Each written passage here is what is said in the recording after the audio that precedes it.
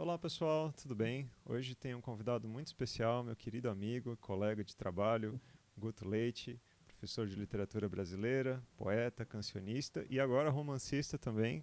Ele acabou de escrever o seu primeiro romance e eu já ouvi um pedacinho ali, parece que está maravilhoso. E então tenho a satisfação de receber o Guto hoje. Guto, dá um alô para o pessoal. Olá, pessoal, boa noite. Agradecer também o convite do Léo. Enfim, já disse tudo, gente, amigo, já dividimos oficina, já dividimos pautas burocráticas da universidade. Então, fico bem feliz também de estar nesse espaço com ele para a gente conversar um pouquinho. É isso aí, muito bom. Então, Guto, eu tinha pensado, que nem eu te falei, da gente falar sobre ética na poesia, o papel da função da poesia, eh, engajamento e poesia, poesia e política, alguma coisa nesse sentido. Assim, até que ponto a poesia pode servir para encontrar a solução para problemas sociais, e procurar alguma coisa por essa senda. Eu vou te historiar a coisa aqui, como você sabe, eu estou fazendo essa sequência de vídeos sobre criação literária, comecei com poesia, falei de coisas bem formais de início, chamei algumas pessoas para me ajudarem, e um dos últimos que eu chamei foi o Guilherme Gontijo Flores, e ele falou que a gente estava mais ou menos com as coisas equacionadas esteticamente, a visão dele, depois das vanguardas todas, ele acha que esse movimento se esgotou e que agora a gente tinha que se preocupar com uma ética da poesia. No encontro passado foi com o José Francisco Botelho, o Chico, e o Chico foi mais ou menos na mesma linha também, dizendo que ele acha que as pessoas meio que abandonaram uma preocupação com a verossimilhança e que a obra, tendo uma verossimilhança, ela também constrói uma organização que ajuda a organizar o mundo também e organizar o sujeito que está lendo, o sujeito que está escrevendo. E daí, lembrando de todas essas coisas, eu pensei nas conversas que a gente teve na oficina, nas longas exposições que você fez a respeito desses assuntos, e eu acho que vai dar um papo bom aqui para a gente falar sobre isso. Eu não sei se você tem alguma sugestão de ponto inicial que a gente pode pegar para falar sobre essa história toda. Eu acho que a gente podia, sei lá, ficar pensando, mas partir dessas observações, né? Eu acho que, enfim, eu entendo o esgotamento da vanguarda, como o Guilherme falou, mas eu entendo a partir de outras razões, né? Porque a minha sensação é de que essa exigência do novo, assim, está tão sistematizada como mercadoria e como coisa no mundo, assim, isso é tão, enfim, propagandeado, etc, etc, que a estética acaba reagindo a isso, recusando essa saída, assim. Estou conseguindo me explicar, mas no sentido assim de quase como essa coisa do make it new ficou claro que era uma propaganda, entendeu? Então, nesse sentido, uma certa ambivalência que as vanguardas têm, né, que é reagir a uma insuficiência da linguagem, mas ao mesmo tempo se movimentarem dentro do capital simbólico, que tem os seus lugares de campo específicos e tal. Então, ela tem essa ambivalência, e agora essa ambivalência ficou menos ambivalente, né? Então, assim, essa busca pelo novo em si, digamos assim, eu preciso fazer uma poesia nova, eu concordo plenamente que se esgotou, né? Embora tenha muitos poetas que talvez fossem vistos como vanguardistas, mas eu acho que eles são vistos como vanguardistas por um problema de educação poética mesmo, literária, sabe assim? Para dar um exemplo de um amigo nosso, do Ronald, por exemplo, né, que vai ser te orientando e tal. Ele é visto como vanguardista, mas na real ele está dialogando com o Pignatari, entendeu? A parte formal, digamos, da poesia dele, né? Então ele é chamado de vanguardista por um equívoco de leitura, assim, que as pessoas não leram as coisas que tem dos anos 70 para cá e tal. Mas então eu não tomaria ele como exceção a essa regra, sabe? Eu tomaria ele como dentro dessa regra. Ele não está necessariamente buscando algo novo.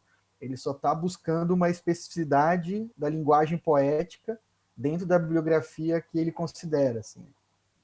E em relação ao que disse o Chico, também concordo, mas concordo a partir de um outro lugar, né? Mas eu concordo também que assim, é inescapável para o objeto ter um conteúdo político, né? Ter um conteúdo, eu acho que aí nesse sentido de organizar o leitor e organizar o mundo, acaba que ele esclarece, né? Então, e esse esclarecimento é em si já político, né? A minha questão um pouco sobre isso é que tem que ver como que ele esclarece, né? Ou seja, eu fico pensando se esse objeto, digamos, como é que eu diria, reconcilia o leitor com o mundo, ou se de alguma forma ele coloca para o leitor um problema que esse mundo teria e que estava invisível para o leitor, né? Ou seja, como que ele faz isso, né? Ele apara as arestas do mundo para esse leitor e diz assim: tá vendo essa coisa que você sente aí, esse desespero? Isso não existe, só existe porque você está vendo o mundo errado. O mundo, na verdade, é assim, sabe? Aí desmonta o mundo, remonta e diz: olha que maravilha. Ou se ele, nessa organização de mundo, aponta para esses limites do mundo, né? Porque gera angústia e tal. Mas eu acho que é esse caminho mesmo, né? Tanto no sentido de pensar como os objetos hoje figuram, porque existe um retorno evidente, assim, né? Que se chamaria, digamos, das velhas formas, mas que são velhas nada, né? Mas, digamos, das formas fixas, desse gesto clássico. Eu acho que isso para mim é inegável, assim, sabe? Como fenômeno mesmo do campo, assim, sabe? E aí, nesse sentido, o Guilherme tem muita razão. E, ao mesmo tempo, cada vez mais a gente parece ser exigido, né? Para isso, é muito louco, eu estava pensando nisso hoje, aliás. A gente, ao mesmo tempo, é exigido a se posicionar com os nossos objetos literários, mas isso vem junto com uma total irrelevância, assim, né? Ou seja, é, o que você espera que seu poema vá fazer, sabe? Tipo, você escreve um poema e eclode a Revolução porto-alegrense aqui, a gente toma o Palácio do Piratini. Então, assim, ao mesmo tempo que o poema está acuado para um lugar de relevância, a ele é demandada uma posição, né? O que eu acho que nos leva muito a pensar sobre qual é a natureza da posição daqueles que respondem a essa demanda muito rapidamente, assim, sabe? Ou seja, em que medida essas pessoas que dizem, não, a minha literatura é completamente engajada, eu escrevo e tarará, tarará, e ao mesmo tempo isso é irrelevante, ou seja, o livro dessa pessoa também não consegue fazer nada. Então eu fico pensando se essa resposta também não seria de viés mercadológico, né? Então, mais ocupando um lugar no campo do que propriamente causando um entrave nas relações ou um apontamento das aporias e tal. Sempre penso nisso. Né? Sim. E sobre isso que você falava, Guto, eu estava pensando aqui é, nas dificuldades que a gente enfrenta em tentar fazer uma representação do mundo, como é que a gente vai fazer isso, como é que a gente vai dar forma ao mundo, como a gente vai lidar com essas contradições do mundo, que nem você estava dizendo, e como que a gente vai resolver ou não resolver essas contradições do mundo. Isso é uma questão que a gente falou na oficina também, né?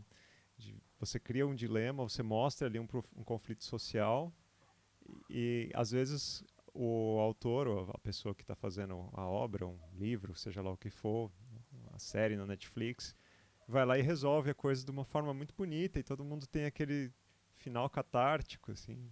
Com o Chico eu mencionei sobre o Bacurau, eu não sei, não me lembro qual que era a sua impressão do Bacurau, mas eu tive uma impressão bem ruim nesse sentido. Eu gostei dele como filme de ação e tal, mas do ponto de vista que o pessoal estava muito empolgado como um filme engajado, um filme que ia resolver as nossas angústias, eu senti que era uma válvula de escape que dava uma solução que não servia para nada, que não solucionava nada, era uma solução falsa para um problema muito complexo. Eu acho que o grupo de pesquisa escreveu um ensaio, eu não me lembro exatamente dos termos do ensaio e tal, mas tem algo nesse sentido, assim, de entender que mesmo o filme te mostra que aquilo foi localizado, né? Então, assim, tá, no limite da narrativa do filme, eles resolveram o problema com aqueles agentes que estavam lá, né? Mas o filme mesmo começa com um satélite e tal, e mostra o quanto aquele poder enfim, se remonta a um outro lugar que eles nunca vão acessar com as armas que eles têm ali, né? E é um lugar que é capaz de mandar cada vez mais forças, né? Vira uma coisa meio Canudos, assim, né? A primeira batalha de Canudos, digamos, né? Ganharam e tal, a segunda batalha ganharam, a terceira já era o bicho pegando completamente, assim, porque, enfim, é um tipo de poder invencível, né? E aí eu fiquei em dúvida, e eu acho que foi isso que o grupo disse, em que medida o filme se tornava interessante, mas não pelo que as pessoas estavam lendo, sabe? Assim, porque eu lembro que eu assisti em Brasília esse filme, eu estava lá num evento, ou numa defesa de banca, algo assim, e era um grupo de professores, então, enfim, assisti com uma galera pronta para sair para debater, sabe? Então era tipo umas 10 pessoas da literatura, de outras literaturas, de linguística, um professor argentino que estava lá. E eu lembro que a recepção foi muito variada, sabe? Gente que saiu muito empolgada com Bacurau sobre, digamos, uma possibilidade, como se o filme estivesse indicando um caminho para a resistência, e outras pessoas saíram, não, peraí, mas isso aí não, que tipo de caminho é esse? Tanto colocando éticas, assim, no sentido de, tá, mas então é isso, né? Ou seja, o que a gente tem que fazer é radicalizar rumo à barbárie, quanto colocando esse ponto que a gente está falando, né? Do quanto aquilo era muito localizado, no fundo é a defesa de um lugar lá, e aí recolocava o problema brasileiro, né? Que resume um problema sistêmico estrutural pela vingança. Tá, põe o prefeito no jegue lá, joga pro deserto, e agora a gente se livrou disso, né? E eu acho que é isso aí. E voltando ao ponto anterior, Léo, que tu tava comentando, assim, eu acho que também é meio perigoso, assim, a gente leu há umas 2 semanas um livro, um ensaio, desculpa, muito legal do Brecht, que se chama Cinco Dificuldades no Escrever a Verdade, chama um ensaio, né? E o Brecht estava falando sobre, para ele, digamos, o objetivo da forma estética é social sempre. Não no sentido de é social sempre, mas no sentido de tem que ser social. Ou seja, o artista tem que pensar a forma para transformar o mundo obrigatoriamente. E aí é muito interessante o ensaio de se debater, porque o ensaio, digamos, ele mostra assim, olha, os 5 passos para você fazer isso são esses, sabe assim? Primeiro, ter coragem para isso. Segundo, não sei o quê. Ao mesmo tempo, tipo, é meio, porra, Bert, né? Pra cima de Moá, né? Mas, por outro lado, é legal no sentido dele mostrar algumas coisas que são assim, porra, tem que ter coragem, sabe? Tem que ter discernimento, porque não adianta também você fazer uma arte se você não enxergar o mundo direito, sabe? A pessoa que vai receber a sua arte, ela tem que ser uma pessoa que vai fazer alguma coisa com aquilo. E também não adianta você fazer uma arte que seja consumida por um grupo que não vai fazer nada com aquilo. Então, assim, ele coloca umas questões interessantes sobre essa nossa conversa, assim, né? Que no fundo joga com essa balança que a gente está conversando, assim, de bah, e aí, o que eu faço? Nós dois, eu acho, né? Assim, no sentido, também sou muito próximo de ti. A gente é preocupado com as coisas do mundo, né? A gente tem náuseas em vários sentidos, assim, né? Dos problemas da universidade, dos problemas sociais e tal. E aí, às vezes você está lá fazendo um poema ou um livro, uma coisa, e se constrange com a beleza, sabe? Sabe? Você termina aquilo, ficou bonito, e aí vem uma pergunta muito louca que é, puta merda, o que eu faço com isso, sabe? É só bonito, sabe? Não vai transformar a vida de ninguém, entendeu? Como se a beleza fosse o oposto da função política da coisa, assim, né? E eu acho que não, assim, acho que a gente tem que entender isso de maneira mais fluida, sabe? De entender que a beleza também tem função política, de que o enternecimento também tem função política. Isso que o Chico falou por outro caminho, mas também de que a organização clara de um mundo tem função política, né? Eu acho que eu te disse isso, aliás, sobre o Lícidas, né, que agora é finalista da Sorianos. Eu falei, é muito legal porque é muito claro, né, tem uma clareza e ao mesmo tempo é poético, é fluido. Então, pô, não importa se está debatendo uma questão lá de trás, não, essa questão pô, teve linchamento semana passada, entendeu? Então, a questão está sendo recolocada, assim. E aí eu acho que não dá para se constranger com a beleza também. Tipo, nossa, ficou bonito, o que eu faço com isso agora? Né? Apaga antes que o Brecht veja, né? Não dá. Mas tem uma tensão nisso, né? De um lado, um grupo que fica constrangido de fazer uma coisa bonita porque está tão preocupado com a questão social que às vezes até descuida de propósito da estética da obra de arte porque não quer ser taxado de, sei lá, perfumarista, qualquer coisa assim. E do outro lado, quem está só preocupado com a forma e se você falar alguma coisa de alguma questão social, parece que você está conspurcando o poema e você está baixando para a calçada ali e contaminou a obra de arte. Isso daí já não é mais arte, é alguma coisa aí transitória que não vai perdurar para a eternidade, não é a grande obra de arte. Tem uma tensão e essa tensão é representada por grupos, eu acho, assim, pessoas, claro, a gente imagina caricaturas aqui e ali, mas as pessoas se movem nesse espectro de um lado e para o outro. E eu vejo o que você falou do Ronald, eu acho que ele é uma pessoa que transita por esses dois lados e sofre pressões dos dois lados. Né? O pessoal mais engajado reclama que a poesia dele é, fala que ele não está sendo tão engajado quanto ele deveria, e o pessoal que não é engajado vai reclamar que ele é engajado demais. Ele apanha dos dois lados. Sim, vai parecer uma saída francesa ou uma saída alemã, né? Mas não é tão assim. Eu vejo isso muito a partir daquela coisa da objetividade da forma estética, sabe? Assim, para mim, a forma estética é muito objetiva. Então, eu acho que o artista tem, digamos, não sei se direito, poder, capacidade de alterar a própria obra. Ou seja, o que eu estou brincando é assim, o artista pode até ser autor da própria obra, pode até ser, mas eu acho que a obra é mais objetiva do que isso. Assim, então, no fundo, a minha sensação é de que o artista está brigando com a possibilidade ou a chance de objetivizar uma experiência, sabe? Então, e essa experiência objetivada esteticamente, ela pode ter um comportamento político de um lado ou de outro, né? Ela pode, digamos, ser mais tensiva, mais radical, ou pode ser mais catártica, no sentido esse de purificação, assim, né? Eu vou resolver o mundo e tal, tô lendo a catarse aqui pelo Boal, né? Pela aquela coisa do teatro do Brechando do Boal. Então, uma coisa que eu sinto muito nisso, assim, aliás, eu sinto duas coisas. A primeira é assim, porra, se você fez uma obra, se você conseguiu essa façanha, que é objetivar uma forma no mundo, de verdade, sabe? Ou seja, você conseguiu tirar de lá suas neuras, tirar de lá, sabe? Todo, sei lá, o musgo que tem lá e propaganda, né? Porque às vezes também você está escrevendo e vem uma voz de fora que é uma demanda propagandística. Tu conseguiu tirar tudo isso e objetivar uma experiência, meu, parabéns, entendeu? Não fica muito pensando em como isso vai para um lado ou vai para o outro, né? Eu tenho até discordância com algumas colegas e alguns colegas do campo, mas eu acho a obra do Guimarães Rosa bastante reacionária. E é a literatura que eu mais gosto. Então, assim, se eu tivesse que levar para uma ilha um livro, eu levaria Grande Sertão Veredas. Olha só. Mas no todo, eu acho ele muito reacionário, cara. Muito, assim. Tem umas coisas do tipo um apelo ao divino, sabe? Tem alguma coisa esquisita ali, assim, de subsumir luta de classe em algo meio religioso, que depois vai se concretizar mesmo, né? No Primeiras Histórias e no, enfim, esqueci do, chamar de Terceiras Histórias, mas tem um outro nome, né? Que me fugiu agora. Mas essa coisa religiosa e um pouco escapista dele, assim, mas escapista naquele nível, né?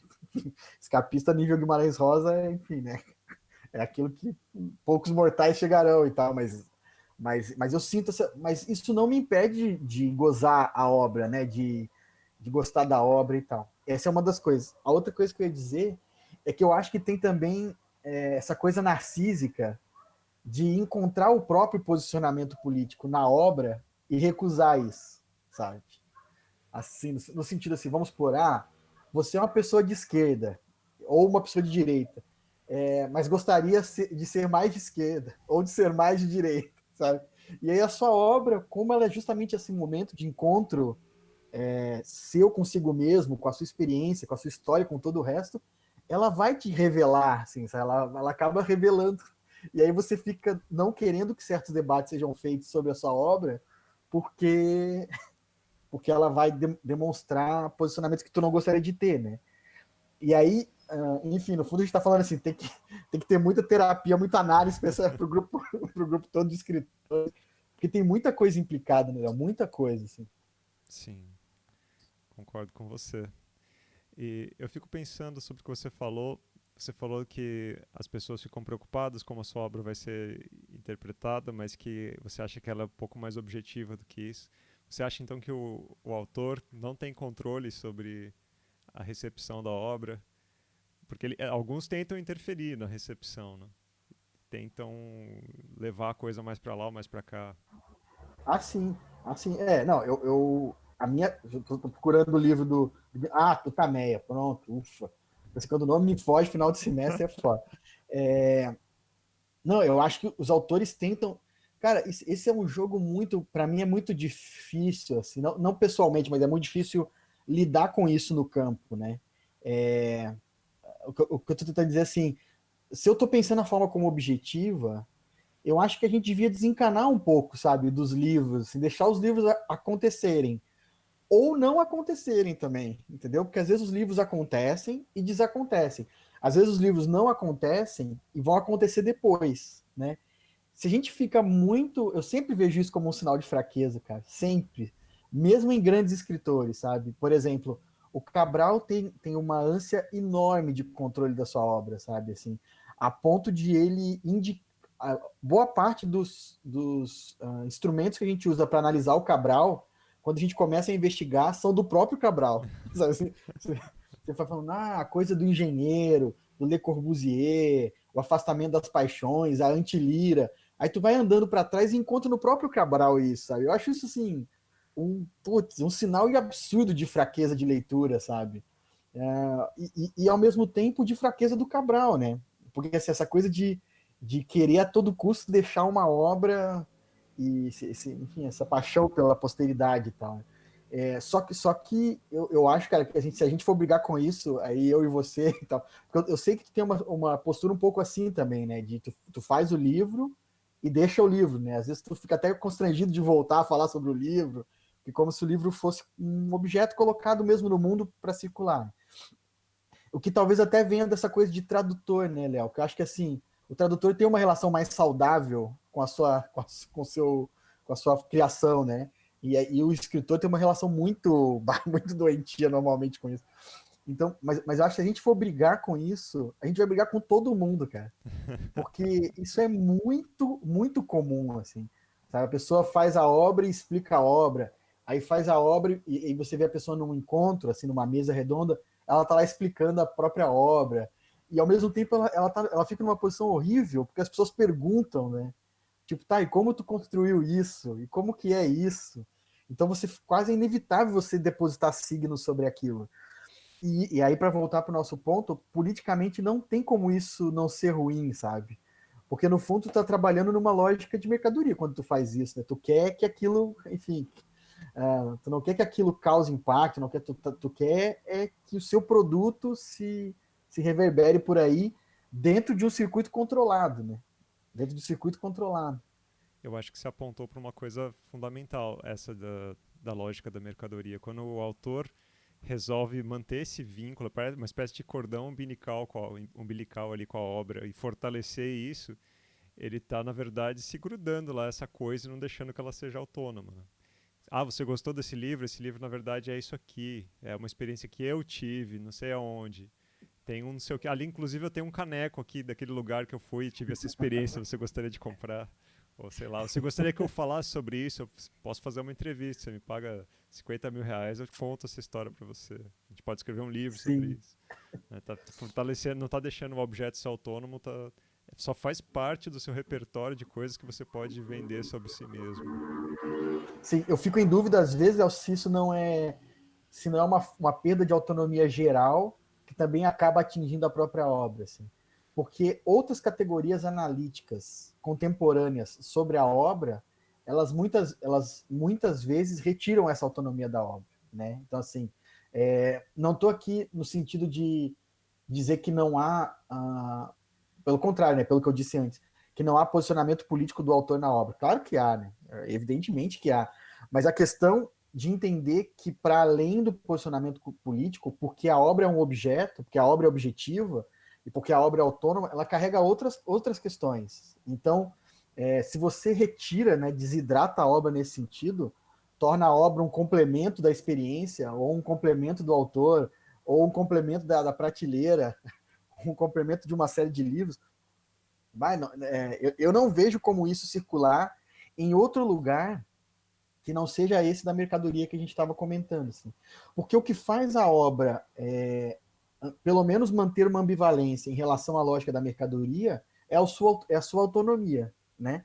Ou seja, ela poder ser considerada mais do que o valor que você está pagando por ela lá, porque ela tem uma espécie de. Enfim, ela rechaça uma certa determinação que seria externa a ela. Que, aliás, ponto aí, vou fazer uma nota triste, nota sábado à noite, depressão sábado à noite. Aliás, é o mesmo motivo que faz a gente não ser só mercadoria também, como humanos, né? Digamos, ou pelo menos uma parte de nós, né? De não sermos imediatamente determinados por uma lógica externa. Então, eu não sou só um professor que faz tal coisa, não. Eu sou um professor que mantém certas atividades, que também é cancionista, que também é não sei o quê. Aí tudo isso tem a ver com aquilo que é o escapar da determinação mercadológica. Né? Isso que nos faz escapar é isso que faz a obra escapar também. Se o autor fica lutando contra essas instâncias de autonomia da obra, não tem como levar a sério isso para mim, sabe? E é horrível, porque me faz ser mais. Tu me conhece bem, sabe disso, né? Me faz ser muito carrancudo, sabe? Sim, com relação às obras. Porque essa é uma luta real, né? Das pessoas por, enfim, indiciar a obra, né? Indiciar a obra em relação a coisas do mundo, em relação a elas mesmas, né? Você falou que, de novo, que a obra de arte é objetiva. Eu queria que você explicasse melhor isso, porque eu não tenho certeza que eu entendo do que você está falando e estou um pouco inseguro de que a gente esteja com as mesmas bases teóricas e pressupostos Ah. teóricos. O que você quer dizer quando você diz que a obra de arte é objetiva? Eu tô me referindo um pouco enfim, as posições, enfim, da minha biografia, né, que é do Lukács, do Adorno, um pouco do Benjamin, mas já meio de canto, que o Benjamin tem uma coisa mais acentuadamente, enfim, tem outras influências do judaísmo, tem outras coisas importantes na obra do Benjamin, messianismo também, e um pouco do Krakauer, né, que é enfim, um teórico do cinema, que mantinha diálogo com todos eles. Mas a ideia da objetividade da obra de arte é entender que existe um momento da forma, da criação da forma, que ela se aparta de ser considerada uma extensão da subjetividade. Né? Então, assim, ou seja, ela é mais do que a organização subjetiva do mundo. Em certa medida, Léo, e aí tem a ver com a nossa conversa um pouco fora daqui, assim, né, também das nossas conversas, dos nossos trabalhos, tem a ver, em certa medida, com aquela epicidade assim, do Hegel, sabe? Essa coisa de ser capaz de dar uma versão objetiva das coisas, por mais subjetiva que ela seja. Então, acho que tem um pouco disso. E aí, esse momento em que, digamos, aquela obra se estrutura a partir de um princípio autônomo, isso se objetiviza, né? Na minha leitura teórica. Então, digamos, ela vai ter ali o posicionamento do autor, mas ela vai ter ali dados, indícios, versos, parcelas que escapam a esse posicionamento e que escapam a essa visão de mundo, justamente porque ela conseguiu dar forma a uma experiência, mais do que dar forma à sua própria experiência. Né? Ela conseguiu dar forma à maneira como aquele sujeito, dialogando com a história, produz algo que se autonomiza. E aí, do lado de lá da coisa, tem dois lados de lá, tá? No primeiro lado de lá da coisa, um leitor precisa ler aquilo para além da subjetividade, das extensões possíveis da subjetividade do autor, né? E evidentemente, como a gente está conversando sobre isso, isso é cada vez mais um problema, né? Porque a partir de recentemente todas as obras estão sendo muito fundamentadas na experiência do autor, em tudo que está acontecendo e tal. Em certa medida, a ideia de objetividade tem a ver, não sei se também vale a pena a gente pegar esse caminho, mas tem a ver com a era burguesa, né? No fundo, ela tem a ver com a obra de arte depois do estamento e antes das massas, né? Ela tem a ver com esse período em que a gente considerou o indivíduo algo minimamente autônomo dentro do mundo, assim. Então, acho que ela tem a ver um pouco com isso. Quer dizer, a base dessas noções teóricas, eu acho que tem a ver com isso. E o segundo lado de lá da coisa é, digamos, a objetividade do mercado, né? Então, ou seja, uma coisa é a sua subjetividade e a extensão dessa subjetividade, e aí, para além disso, digamos, estou viajando, mas é uma viagem engraçada. Na estratosfera disso, né, desse planeta, tem uma camada lá que é a objetividade da obra, uma certa autonomia que ela assume, né? Que deriva das tuas posições, mas também não deriva. E do lado de lá tem a objetividade da racionalidade do mercado, né? Que tem uma série de determinações e lugares e vai tentar, digamos, serializar tudo que ele puder, inclusive livros de poesia, né? Livros de prosa, enfim, a gente tem uma certa veleidade de achar que o que a gente faz não está determinado por essa lógica, né? Aí eu digo, só não está porque a gente resiste, assim, porque existe uma certa resistência que se constrói exatamente nesse lugar. Um erro da crítica, e eu acho que eu estou já viajando muito, mas ao fim desse raciocínio, o erro da crítica contemporânea é achar que recuar essa autonomia para o sujeito livra essa autonomia da determinação do mercado. E é o contrário, né? Para mim. Então, assim, se eu recuo essa objetividade para uma subjetividade, eu estou trazendo para um espaço que o mercado já determinou. Então, estou trazendo para um lugar que também é mercadológico. Na verdade, o não mercadológico é esse intervalo entre a subjetividade já determinada, administrada, né, nos termos do Adorno, e a racionalidade do mercado objetivamente determinando como as coisas se comportam. A gente Acho viajou que... bastante, hein, Léo? Não, mas Eu viajei. fantástico. Acho que entendi o que você está querendo dizer. É que eu fiquei meio inseguro, assim, porque eu parto de outra base teórica, tendo a pensar sempre na obra de arte como algo instável, algo em aberto, e quando você falou de que algo objetivo, eu fiquei um pouco desarmado aqui. Nossa, como assim? Mas agora acho que eu entendi. Você quer dizer, do ponto de vista de que há um objeto ali que está alheio a essa subjetividade que a criou, alguma coisa por aí, para resumir assim muito grosseiramente toda essa coisa complexa que você Sim. falou. Sim, Léo, mas fala um pouco também sobre essa coisa da obra aberta, só porque eu acho que para quem vai assistir vai ser legal de ver duas posições sobre o. Não, eu não sou especialista nisso. Vou chamar o Antônio Barros qualquer hora, ele fala, ele é especialista em Ele fala Humberto sobre a Eco, obra aberta. aí ele fala. Mas legal, agora eu entendi o que você está falando e consigo continuar assim, mais seguro, menos incomodado de saber o que o Gu está pensando. Eu acho que eu tenho uma formação engraçada, né? Que é a minha primeira parte eu me formei em linguística. Os primeiros anos da minha formação foram muito próximos de análise do discurso, né? Eu era aluno do Círio, docente da EMI Orlando, então tem toda aquela coisa de formação discursiva, né? De assujeitamento do sujeito, ou seja, o sujeito não ser autor das suas próprias questões e tal. Aí depois eu fui ser orientado pelo Jonas de Araújo Romualdo, que era um professor lá da Unicamp também, que ele é do campo da teoria da argumentação, né? Que é exatamente o contrário disso, né? Que é, digamos, não, o autor é o sujeito dos recursos de que ele é capaz de lançar a mão para construir a sua obra, né? Então ele é, digamos, o regente, o maestro das duas coisas. Né? E aí, com o Jonas mesmo, eu comecei a ler os desconstrucionistas e tal. Ele me indicava muitas coisas. Ele era um orientador extraordinário, assim, e muito engraçado, porque uma vez ele me fez ler a história da sexualidade do Foucault inteiro, errado, assim. E eu acho que é de propósito até hoje, sabe? Porque a gente estava procurando uma coisa e ele queria me indicar a Ordem do Discurso, que é um livro fininho, assim. E ele me indicou. Ah, eu acho que isso está na história da sexualidade. Aí eu falei, tá, Jonas, mas qual o volume? Aí ele falou, porque eu acho que são 3, não sei o que. Ele falou, não, eu não sei direito, mas pesquisa lá. Aí eu falei, tá bom. Aí eu fui na biblioteca, peguei os 3 livros e não tava lá, assim. Aí depois de um Nossa, mês eu voltei, não tá lá, Jonas. Ele, é verdade, é a ordem do discurso, me enganei. putz, que é um Ele livrinho ria, desse assim, tamanho. exatamente. Mas ele era um cara muito genial, assim. Ele foi amigo do Raul Seixas, de colégio. Era um cara muito, muito, muito negro, homossexual. Pô, o cara tá. Se você da Unicamp, negro, homossexual, assim, o cara tem que ser foda, né? E ele era muito foda mesmo. Enfim, tô falando disso porque aí ele que me fez a passagem, digamos, entre a análise do discurso e o Aristóteles, que era, digamos, o centro dele para estudar a teoria da argumentação, junto com o Per Hellman, que é um linguista belga e tal.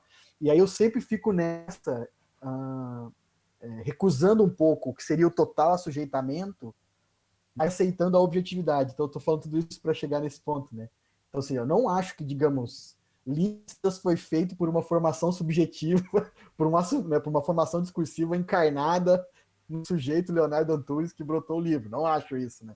Eu acho muito assujeitamento. Mas, ao mesmo tempo, eu acho interessante poder olhar para o Lícidas para algo que está fora do teu estro, né? Então, assim, o teu estro, a tua visão de mundo, estro no sentido de habilidade, assim, né? Tua habilidade, tua visão de mundo, tuas preocupações estão lá.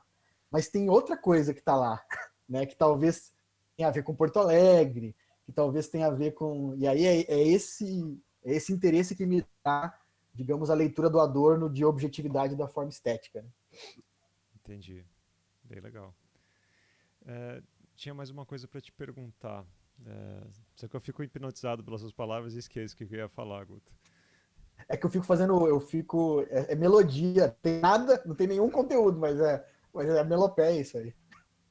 O Guto, para quem não sabe, é um excelente cancionista, talvez um dos melhores, e certamente o melhor da nossa geração, e um dos melhores em atividade hoje.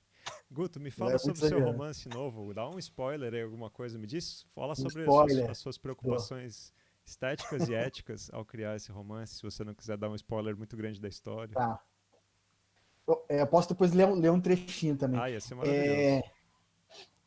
Para começar, eu diria que uma leitura imediata do meu romance diria que é um romance alienado, para começar a história. E claro que isso me gera uma série de inquietações. Porque é um romance de uma pessoa que você não sabe se é um homem ou se é uma mulher, mas ele e ela tá num ônibus saindo de Pelotas vindo para Porto Alegre. E aí no começo da viagem, essa pessoa enxerga na janela um pássaro voando do lado do ônibus. O que de fato é uma coisa relativamente comum, porque já aconteceu comigo, já aconteceu com o Ronald. Parece que pelo lance da estrada ser reta, eu não sei qual é a razão biológica para isso, mas pelo lance da estrada ser reta, não é incomum que os pássaros acompanhem os ônibus por alguns momentos. Assim. Então, a partir disso, isso desperta nesse narrador, nessa narradora, essa coisa, sabe? Nossa, eu queria ser como esse pássaro e tal. E aí, essa reflexão, digamos, é a linha do romance. Mas dentro dessa linha, tem uma série de histórias, que são histórias curtas, que se passam majoritariamente em Porto Alegre. Assim. Então, o romance tem essa voz de narração, né, que começa lá em Pelotas e termina na rodoviária de Porto Alegre, e como se fossem penduradas nessa voz um monte de história, que às vezes tem 4, 5 parágrafos sobre coisas mais variadas possíveis. Assim. Então, a primeira pessoa do romance é um morador de rua que põe fogo numa parada de ônibus.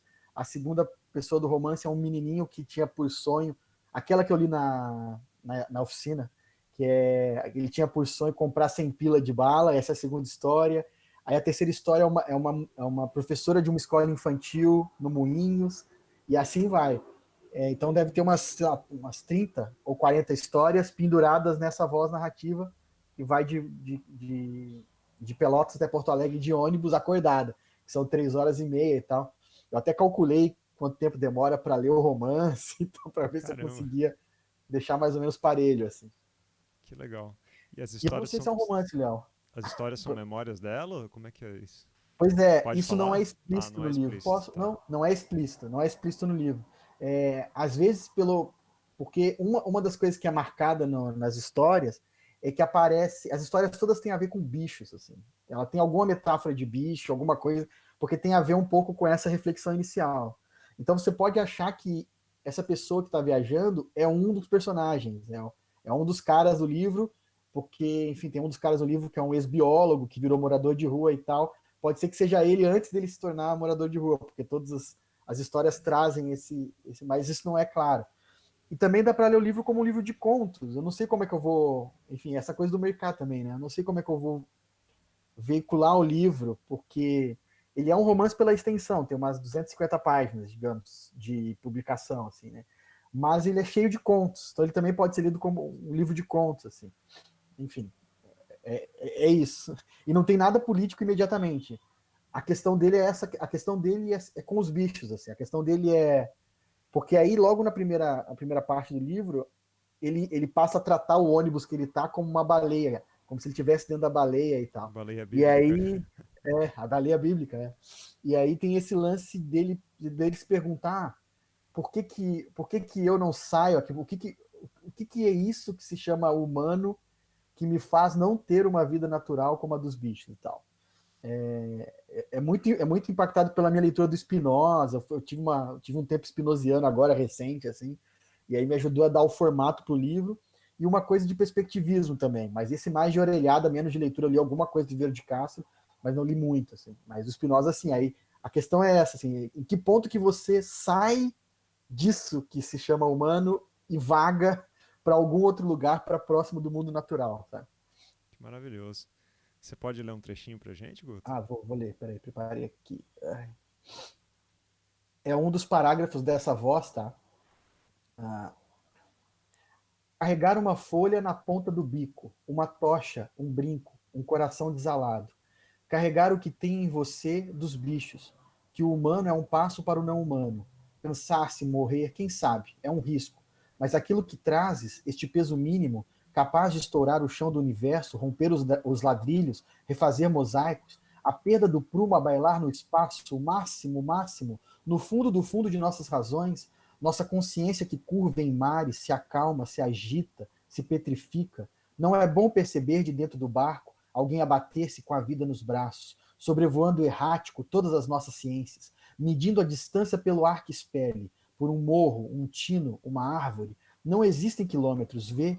Não existem milhas, não existem contratos, não existem pactos.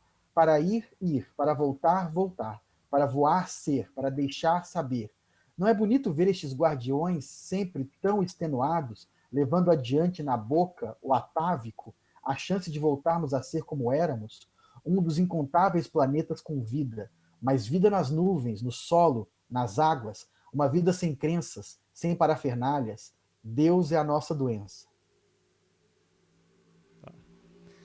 Fantástico. Tô muito curioso para ler, Guto. Tem já perspectiva de quando sai? Não, eu tô mandando para os dois primeiros leitores, assim, leitores mesmo para descer a lenha. Eu vou mandar para o Fischer e vou mandar para o Manuel Herzog, o Quaresma. Maravilhoso.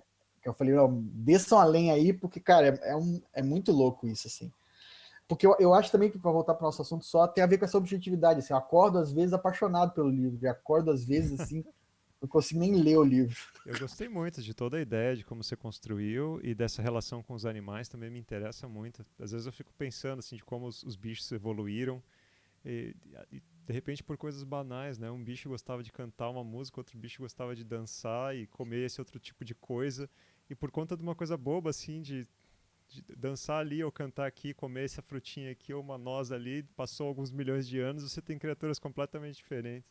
Eu acho muito maravilhoso de pensar sobre essas coisas. Léo, cara, uma coisa que eu me dei conta escrevendo o livro, a gente acha que a gente não está cercado de bicho, sabe, assim, de bichos, insetos, mesmo outras formas de vida como plantas, a gente acha enfim, a gente tem uma certa ilusão, me parece, de asepsia humana, assim, que não é real, cara, não é nada real, assim. Eu não coloco no livro, mas é uma das coisas que eu não coloquei, né? Mas, sei lá, tem um número enorme de bactérias que vivem dentro de nós que são absolutamente, enfim, essenciais para que a gente viva. E a gente topa, o livro fez isso comigo, né? De deixar o olhar atento, assim, para os bichos e para os bichos que estão na linguagem também, sabe? Do quanto a gente mobiliza coisas, sei lá como é que eu falo isso, em bichês, sabe? Assim, tipo expressões que aparecem um animal, quando a gente fala como a gente tá de bode, macacos me mordam, por exemplo, a gente vive encharcado do mundo que a gente afasta, né?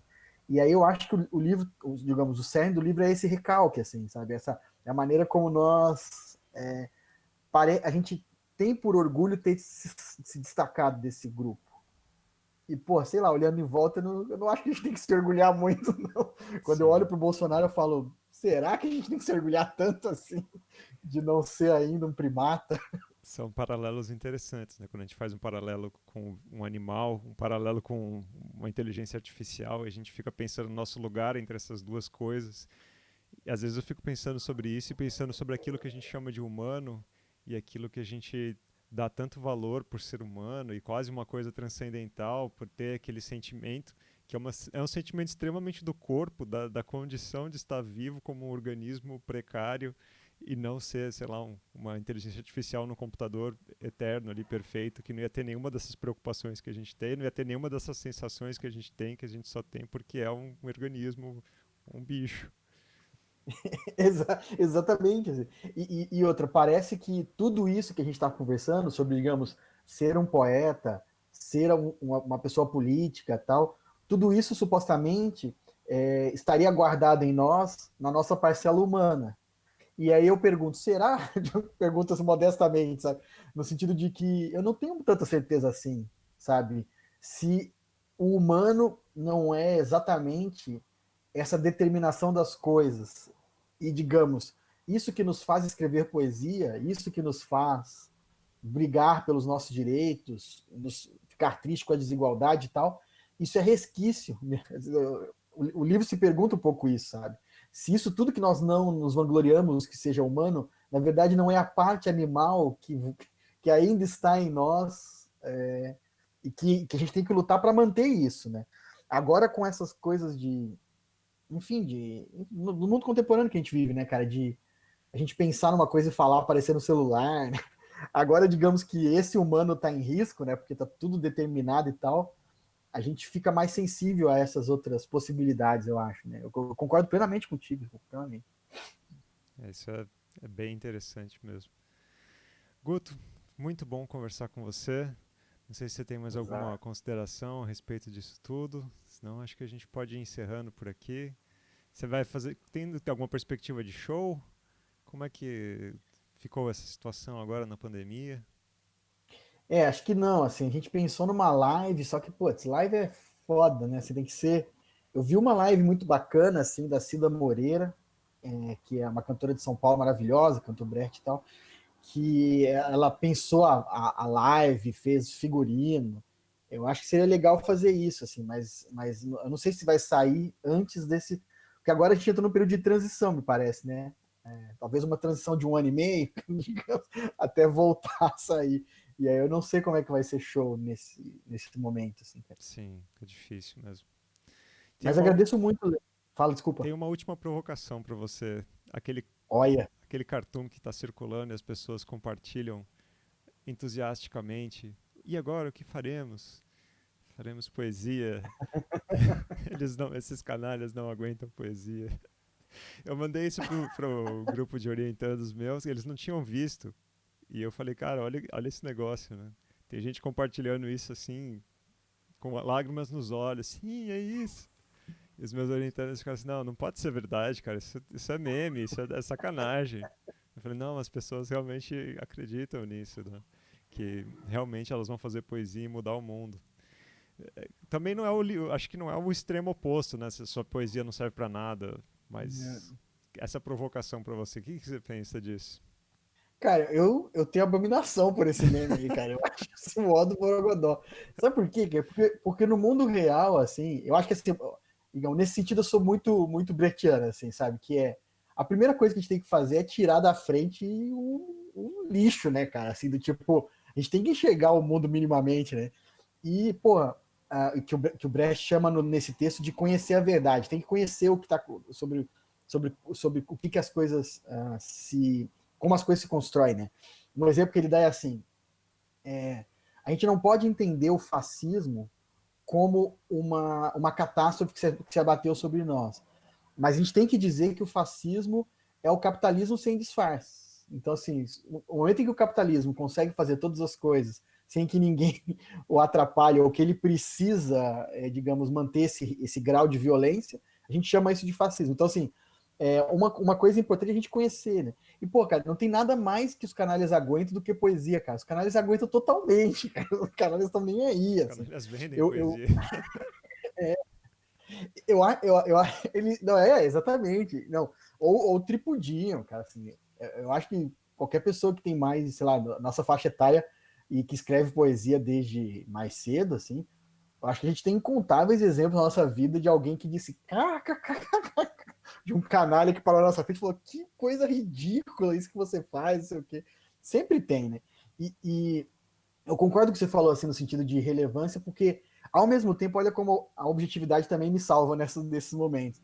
É, como aquilo uma estetização da experiência, objetivamente, na minha leitura, aquilo tem um poder de resistência mesmo, assim, no sentido de que as pessoas, quando vão até aquele objeto, mediadas, como devem ser mediadas e tal, elas reencontram a vida que estava no entorno daquilo quando aquilo foi feito, assim.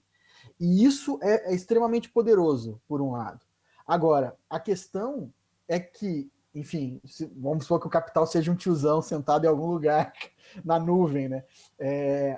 Porra, o capital, sabendo disso, cara, vai nos deixar, vai cortar essas mediações o quanto ele puder, até que as pessoas não consigam chegar até elas, né, cara? Então, na real, assim, eu acho, e aí eu vou fazer uma provocação invertida para próximos convidados teus. Eu tenho muito receio, cara, muito. Isso é uma coisa que me tira o sono mesmo, assim. Que é o que a gente faz se o conjunto de pessoas capazes de opinar sobre algo literário que leem mal forem mais numerosos e importantes do que aqueles que leem bem. Sabe? Isso juro para você que isso me tira o sono, cara. Que é assim, vai chegar um momento, se não chegou, que o grupo de pessoas que diz que valida um objeto literário ou outro são pessoas que leem mal. O que a gente vai fazer, cara? Entendeu? Porque isso claramente é obra desse tipo de organização mercadológica que a gente está conversando e está embutido nesse meme aí. Porque assim, digamos, é claro que os canalhas não aguentam poesia, digamos, se a poesia tivesse aí, né, cara? Assim, todo mundo lendo, se apropriando daquilo, fazendo seus próprios poemas e tal. Aí sim, aí a poesia é poderosíssima e tal. Só que, porra, Léo, a gente sabe que não é assim, né? Você e eu organizamos um congresso de poesia na URGS depois de, sei lá, 30 anos que não tinha um. Então, assim, é um esforço enorme de indivíduos para colocar a poesia num lugar mínimo para afetar um conjunto pequeno de pessoas, né? Então, o poder de transformação assim, para mim é pouquíssimo, assim, sabe? Pouquíssimo, assim. Tirando a Zélia Duncan, né, com aquele poema maravilhoso que ela recitou, há uns meses atrás, o grau de poder da poesia é mínimo, né? Tô zoando a Zélia Duncan, evidentemente, o poema era horrível, mas justamente por ser horrível é que afetou tanta gente, entendeu? É sobre esse mecanismo que eu tô me perguntando, sabe? Assim, e aí eu não tô dizendo que era ruim porque era, digamos, eu não tô dizendo que era ruim porque ele era tecnicamente ruim, né? Eu tô chamando de ruim no sentido de que existem tantas intrusões naquele poema que ela falou, que são de ordem mercadológica, externa, objetificadoras, reificadas, que torna o poema ruim. Entende? Assim, isso também me ajuda nesse sentido. Eu não leio um poema ruim por falta de recurso. Às vezes um poema com falta de recurso pode ser bom. Para mim, um poema ruim é um poema que se comporta como um objeto qualquer no mundo, assim. E aquele poema dela era horrível nesse sentido. Só que esse poema horrível supostamente tocou um monte de gente. Aí eu digo, pergunta número 1, será que tocou mesmo? Ou se também não é né, aquele camada superficial de contato. E a pergunta número 2, tá, agora que tocou, o que a gente vai fazer, entendeu? Nós vamos recusar o mundo, chega, né? Joga o computador no chão, basta, é agora. Esse poema mudou minha vida. Então, porra, sei lá, eu acho esse meme. Eu concordo completamente com os teus alunos, assim. Eu tenho. Me deixa mal. Mas a sua pergunta, a sua provocação é fantástica, né? O que a gente vai fazer? Até agora, a academia mais ou menos tinha domínio da recepção culta das coisas e tinha algum capital político, capital, sei lá, cultural sobre isso, respeitado. Mas chegou um momento em que já não é mais assim, né? A gente tem indivíduos aí que estão em ascensão, que estão propondo outros tipos de leitura e estão sendo aceitos, né? Não, Léo, essa desproporção é absurda, cara. Enfim, eu tenho muito contato com cultura pop em casa, tanto por estudar, como também por conta da Lá que acompanha, né? Minha esposa, para quem não conhece. E, cara, a gente estava vendo uma dessas, acho que a Kim, uma entrevista da Kim Kardashian naquele David Letterman. E aí, no auge do David Letterman, no auge, ele tinha uma audiência de 1.200.000 pessoas. A Kim Kardashian, no Instagram dela, tem 63 milhões de seguidores. Ela vende coisas que se esgotam em 1, 2 horas e que são produzidas aos zilhões. Assim. Ela mudou uma sentença de uma mulher nos Estados Unidos porque ela marcou uma reunião com o Trump, entendeu? Então, assim, acho que esse é o mundo, entendeu?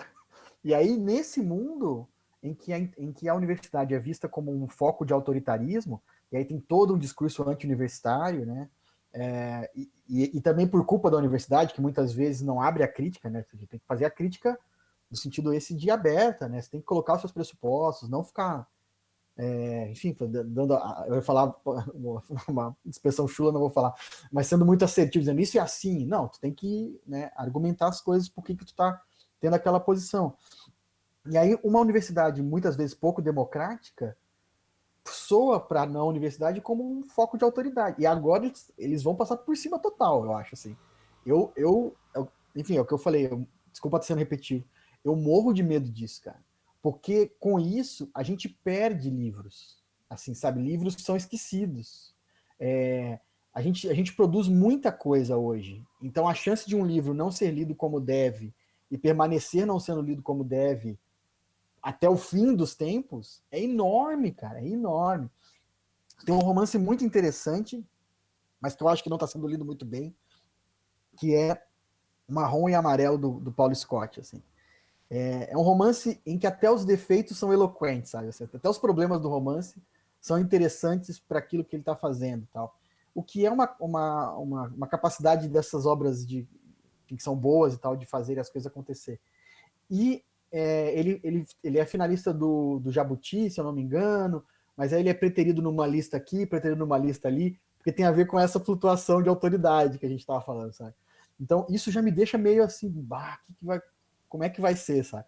Porque daqui a 15 anos, na minha distopia maluca, ele não vai ser um livro nem considerado, justamente porque ele não é um livro que adere ao leitor. Ele é um livro que recusa parte das paixões do leitor, sabe?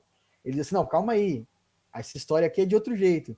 Esse calma aí, num mundo muito coisificado, é o suficiente para o leitor falar, não, calma aí não, entendeu?